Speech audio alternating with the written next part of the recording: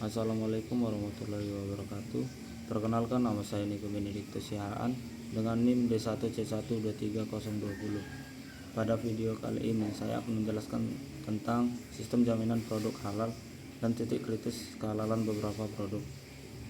Yang pertama, saya akan menjelaskan 5 kriteria sistem jaminan produk halal, yang dimana yang pada pertama itu adalah kebijakan halal.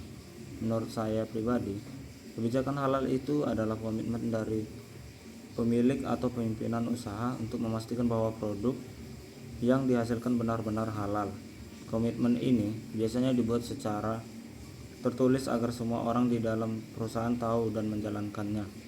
Contohnya, pemilik usaha makanan membuat pernyataan bahwa semua bahan baku, proses produksi, sampai produk akhir harus bebas dari bahan haram dan najis. Dengan adanya kebijakan ini, karyawan jadi punya pedoman yang jelas. Yang kedua adalah tim manajemen halal, di mana tim manajemen halal adalah orang-orang yang bertanggung jawab mengawasi pelaksanaan halal pada suatu perusahaan. Menurut saya tim ini penting supaya pengawasan tidak hanya bergantung pada satu orang. Contohnya, ada petugas yang mengecek bahan baku, ada yang mencatat dokumen halal, dan ada yang mengawasi proses produksi. Dengan begitu, sistem halal bisa berjalan dengan lebih terkontrol. Yang ketiga adalah bahan. Dalam sistem jaminan produk halal, semua bahan yang digunakan harus jelas kehalalannya. Bahan tidak boleh hanya terlihat aman, tapi juga harus diketahui asal-usulnya. Contohnya, jika suatu produk menggunakan bahan tambahan seperti pewarna atau perisa, makanan bahan tersebut harus berasal dari sumber halal atau memiliki sertifikat halal. Jika bahan tidak jelas status halalnya, maka sebaiknya tidak digunakan. Yang keempat adalah proses produksi atau aktivitas kritis.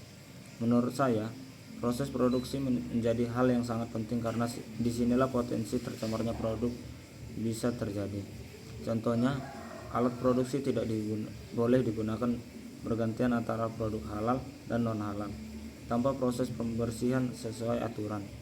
Jika proses ini tidak dikendalikan, maka produk yang awalnya halal bisa menjadi tidak halal. Yang kelima adalah audit internal dan evaluasi. Audit internal dilakukan untuk memastikan bahwa seluruh sistem halal tetap berjalan dengan baik. Contohnya, pemilik usaha secara berkala mengecek apakah bahan baku masih sama, apakah pemasok berubah, dan apakah karyawan masih menjalankan prosedur halal. Menurut saya, audit ini penting agar kehalalan produk tetap terjaga secara konsisten. Selanjutnya saya akan menjelaskan titik kritis kehalalan beberapa produk. Yang pertama itu adalah minyak goreng, di mana minyak goreng termasuk titik kritis karena biasa berasal dari berbagai sumber. Jika minyak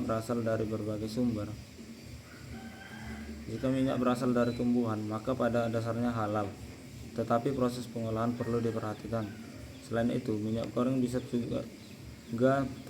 tercemar jika digunakan untuk menggoreng bahan non halal. Oleh karena itu, minyak goreng perlu dipastikan sumber dan proses halalnya. Yang kedua adalah pewarna makanan. Pewarna makanan juga termasuk titik kritis. Hal ini karena pewarna bisa berasal dari bahan alami, bahan sintetis, atau bahkan bahan hewani. Selain itu, dalam proses pembuatannya bisa digunakan pelarut makanan seperti alkohol. Menurut saya, pewarnaan makanan harus benar-benar dicek kehalalannya dan sebaiknya memiliki sertifikat halal. Yang ketiga adalah Yakult. Yakult termasuk titik kritis karena merupakan produk fermentasi. Dalam proses fermentasi digunakan bakteri dan media pertumbuhan yang harus dipastikan kehalalannya.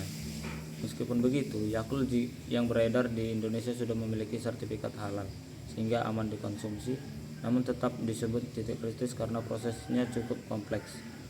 Yang terakhir adalah jagung rebus. Jagung rebus tidak termasuk titik kritis. Menurut saya, jagung adalah bahan nabati yang halal secara alami dan proses pengolahannya hanya direbus dengan air tanpa bahan tambahan. Selama tidak tercemar bahan haram, jagung rebus aman dan halal untuk dikonsumsi. Dapat disimpulkan, minyak goreng, pewarna makanan, dan Yakult termasuk produk yang memiliki titik kritis kehalalan, sedangkan jagung rebus tidak termasuk titik kritis. Sekian penjelasan dari saya. Waalaikumsalam warahmatullahi wabarakatuh.